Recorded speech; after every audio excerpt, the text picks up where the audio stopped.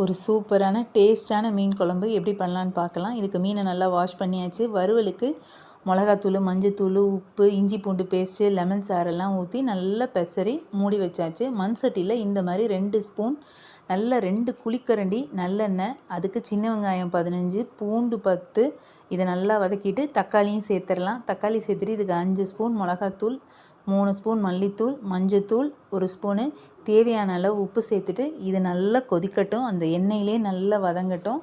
அதுக்குள்ளே அரைக்கிறதுக்கு பார்த்துட்டு வந்துடலாம்.